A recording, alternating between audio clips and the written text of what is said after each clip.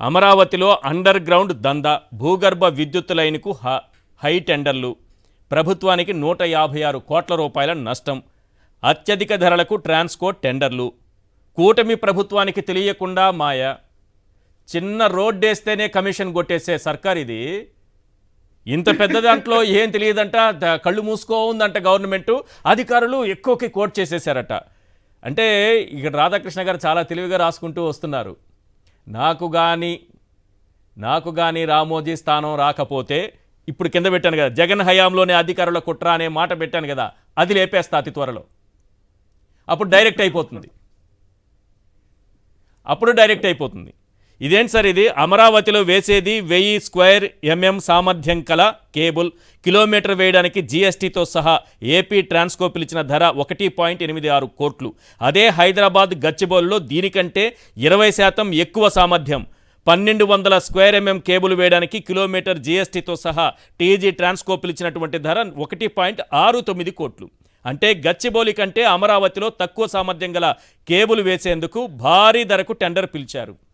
రామ్నాథ్ గారు, ఇదే కాదు, మద్యం గురించి రాశారు నిన్న. అవును, ఏం జరుగుతుందో అసలు అర్థం కావట్లేదు. అంటే ఇప్పుడు ఈ కేబుల్ వైర్లకు గురించి హైదరాబాద్ తో పోలిక తెచ్చారు కదా. అవును, మరి ఇదే ఆ నిర్మాణాలకు సంబంధించి పోలిక కూడా తెస్తే బాగుంటుంది. ఓకే, ఒకటి మా సచివాలయం, తాత్కాలిక సచివాలయం అంతా ఎంత రేటు కట్టారనేది తెలుసు. రెండు, అసలు అమరావతిలో ఇంత జరుగుతుంటే కూటమి ప్రభుత్వానికి తెలియదు అని అంటే ఎవరైనా నమ్ముతారా? ఏదో శ్రీకాకుళంలోనో అనంతపురంలో జరుగుతుంటే తెలియదు అంటే ఎవరైనా నమ్ముతారు. కానీ అమరావతిలో వాళ్ళకి తెలియకుండా చీమ కూడా కదలదు. అలాంటి పరిస్థితి నిన్న కూడా రాశారు. నిన్న ఇంకా మరీ తీవ్రంగా రాశారు. ఏది లిక్కర్కి సంబంధించి, అవును, ఏది బయట నుండి అక్రమ నాణ్యత కూడా లేదని రాశారు. నాణ్యత లేదు, అప్పుడే పెదవి విరుస్తూ ఉన్నారు, బ్రాండెడ్ మద్యం కూడా నాణ్యత తగ్గిపోయింది అని రాశారు. మరి వాళ్ళ మధ్య ఏమి వివాదం ఉందో కానీ చాలా డ్యామేజింగ్ అయితే నిన్న కూడా రాశారు.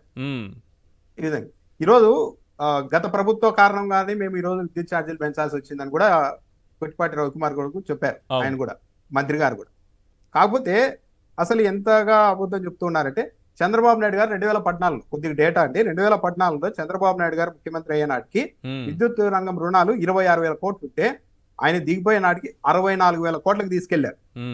డిస్కంలు విద్యుత్ కొనుగోలుకు సంబంధించి బకాయిలు అవి చంద్రబాబు నాయుడు గారు 2014లో సీఎం అయినప్పటికీ 2,900 కోట్లు, జస్ట్ 2,900 కోట్లు. దాన్ని ఆయన దిగిపోయే నాటికి ఏకంగా 21,540 కోట్ల రూపాయలు ఈ బకాయిలకు, విద్యుత్ కొనుగోలుకు సంబంధించిన బకాయిలు పెట్టేసి వెళ్ళిపోయారు. మొత్తం అప్పులు, మొత్తం విద్యుత్ రంగానికి సంబంధించిన మొత్తం అప్పులు 2014లో 29,500 కోట్లుంటే చంద్రబాబు నాయుడు గారు దిగిపోయే నాటికి 56,000 కోట్లకు తీసుకెళ్లారు. సరాసరి ఎంత పెరిగిందని చూస్తే చంద్రబాబు నాయుడు గారి హయాంలో ఆ 5 ఏళ్లలో విద్యుత్ రంగం సంబంధించిన బకాయిలు 56,000 కోట్లు పెరిగాయి. ఈశ్వర్ గారు, 56,000 కోట్లు. అదే జగన్మోహన్ రెడ్డి గారి హయాంలో, ఏది కరోనా లాంటి విపత్తులు ఉన్నా సరే, జరిగింది 36,000 కోట్లు. 56,000 కోట్లు చంద్రబాబు నాయుడు గారి హయాంలో పెరిగితే జగన్మోహన్ రెడ్డి గారి హయాంలో 36,000 కోట్లు బకాయిలు ఉన్నాయి. సగటున చూస్తే పెరుగుదల, ఈ అప్పుల పెరుగుదల ఏటా చంద్రబాబు నాయుడు గారి హయాంలో 23.88%, 23.88% ఉంటే జగన్మోహన్ రెడ్డి గారి హయాంలో ఆ అప్పుల పెరుగుదల కేవలం 7.28%, 7.28%. ఎక్కడ 23%, ఎక్కడ 7% అండి. ఈ విధంగా పెంచుకుంటూ వెళ్ళిపోయారు. జగన్మోహన్ రెడ్డి గారు మళ్ళీ 43,000 కోట్లు ప్రభుత్వం తరఫున ఇచ్చారు విద్యుత్ సంస్థల్ని ఆదుకోవడానికి. చంద్రబాబు నాయుడు గారు ఇప్పుడు చెప్తున్నారు, గత ప్రభుత్వం కారణంగానే మేము ఇప్పుడు ధరలు పెంచామని. చంద్రబాబు నాయుడు గారు దిగిపోయిన నాటికి 2019 అప్పుడు ట్రూఅప్ ఛార్జీలు ఏకంగా 20,000 కోట్ల రూపాయలు జగన్మోహన్ రెడ్డి ప్రభుత్వం మీదకి బదిలీ చేసి వెళ్ళిపోయారు. నిజంగానే చంద్రబాబు నాయుడు గారు విద్యుత్ సంస్కరణల పితామహుడు అని చెప్పుకుంటారు కదా. అలా అన్నప్పుడు కనీసం రుణాలన్నా తగ్గాలి, ఛార్జీలన్నా తగ్గాలి. రుణాలు తగ్గవు, పెరుగుతూనే ఉంటాయి, ఛార్జీలు తగ్గవు, బాధ నడుస్తూనే ఉంటుంది. మరి ఇలాంటప్పుడు ఎలా మొత్తం విద్యుత్ రంగాన్ని చంద్రబాబు నాయుడు గారు కాపాడారు అని చెప్పుకుంటారు. ఒకటి. రెండు, ఎంతవరకు వెళ్ళిపోయిన పరిస్థితి అంటే ఈరోజు రాష్ట్రంలో ప్రతి దాన్ని వదిలేస్తున్నారు. ప్రజల సంక్షేమము, ప్రజల బాగోగులు, రైతుల బాగోగులు అన్నది మా బాధ్యత కాదు అన్నట్టుగా వెళ్ళిపోతున్నారు. ఎందుకంటే ఒకటి ఈ విషయం ఇప్పుడు చెప్పాల్సి వస్తుంది ఈశ్వర్ గారు, జగన్మోహన్ రెడ్డి గారి హయాంలో 5 ఏళ్ల పాటు ఉచితంగా పంటల బీమా జరిగేది. ఇప్పుడు అది ఎత్తేసారు.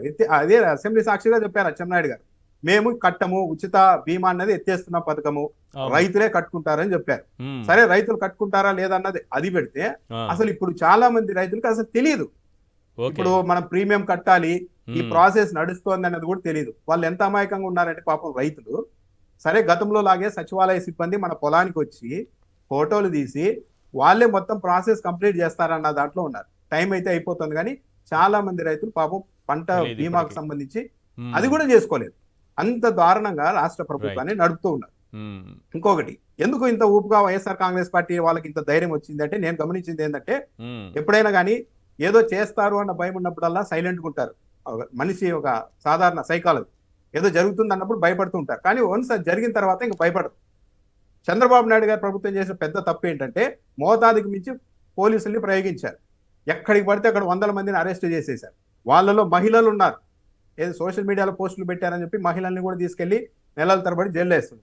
ఇవన్నీ చూసిన తర్వాత ఇంతకు మించి ఏమవుతుంది, ఆడవాళ్ళ మీదకే కేసులు పెట్టి ఆడవాళ్ళే ధైర్యంగా నిలబడుతూ ఉన్నప్పుడు ఇక మనం కూడా ఎందుకు భయపడుతూ Yes. ఉండాలి అన్న ధైర్యంతో కూడా ఈరోజు వైఎస్ఆర్ కాంగ్రెస్ పార్టీ వాళ్ళలో స్పష్టంగా కనిపిస్తోంది. రైట్. దానికి తోడు ప్రజల్లో మార్పు అన్నది కూడా వాళ్ళలో నమ్మకాన్ని, ధీమానైతే పెంచుతోంది అన్నదైతే స్పష్టంగా కనిపిస్తోంది ఈశ్వర్ గారు.